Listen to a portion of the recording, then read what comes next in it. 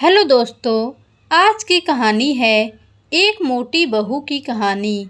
रमेश जी शहर में रहते थे। उनको एक बेटी और एक बेटा था।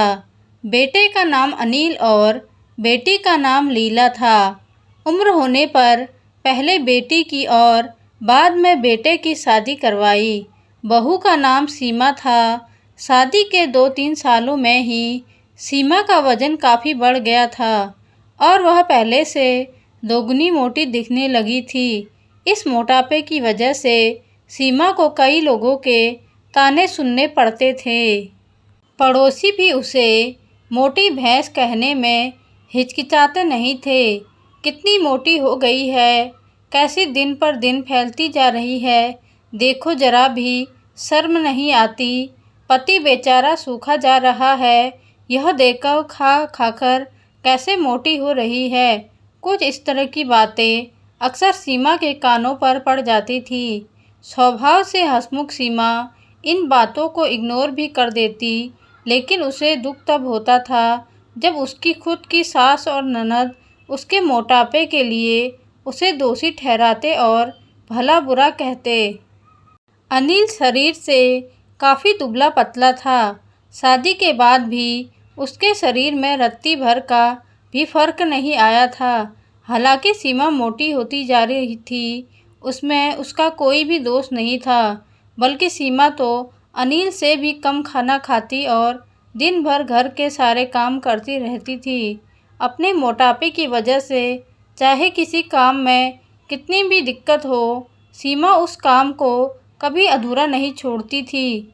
उसने घरेलू नुस्खों और कई तरह के उपाय करके अपना मोटापा कम करने की कोशिश की थी, लेकिन उसके शरीर के हार्मोन्स ही थे जो उसे मोटा बनाए रखे थे। अनिल को उसके मोटापे से कोई हरकत नहीं हुआ तो बेचारा अपने बिजनेस को संभालने में व्यस्त रहता था। उसकी माँ और बहन हमेशा इस वजह से सीमा को कुछ न कुछ सुनाते रहते थे और सीमा काफ़ी रोया करती थी।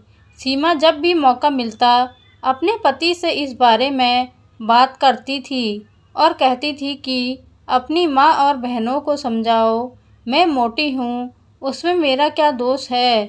पूरी दुनिया मुझे कुछ भी कहे, मुझे फ़र्क नहीं पड़ता, लेकिन जब मेरे अपने की मुझे भला बुरा कहते हैं तो मुझे काफ़ी दुख होता है। ऐसे ही दिन बीतते चले गए।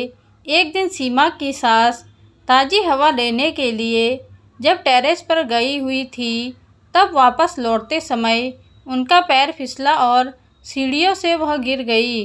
भाग्य से वह बच गई, लेकिन उनके पैर में बड़ा फ्रैक्चर आया। उनको अब एक जगह से दूसरी जगह जाने में भी काफ़ी दिक्कत होने लगी। बिना किसी के सहारे के वह ऐसा कर ही नहीं पा रही थी।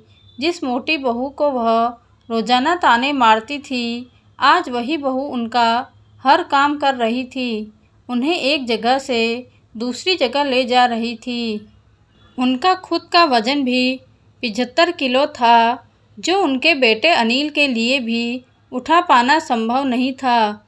उसको विचार आया कि बहू शरीर से भरी पूरी नहीं होती तो आज उनका क्या होता। सीमा की सास को सीमा के साथ किए हुए अपने बुरे बर्ताव के लिए पछतावा होने लगा। उन्होंने एक दिन मौका देखकर इस बात के लिए सीमा से हाथ जोड़कर माफ़ी भी मांगी। सीमा ने कहा, अरे माँ, आप माफ़ी क्यों मांग रही हैं? आप मुझे समझने लगी, मेरे लिए इतना ही बहुत है। उस दिन के बाद सीमा के साथ मैं कभी भी उसे उसकी मोटापे की वजह से एक शब्द भी नहीं बोला, बल्कि तो उन लोगों से लड़ जाती थी जो सीमा को मोटी कहकर उसकी बुराई करते थे। सीमा की ननद भी इस घटना के बाद उसे इस विषय पर कुछ भी न कह सकी। खुश मिजाजी सीमा अब पहले की तरह ही सब कुछ भुलाकर खुश रहने लगी।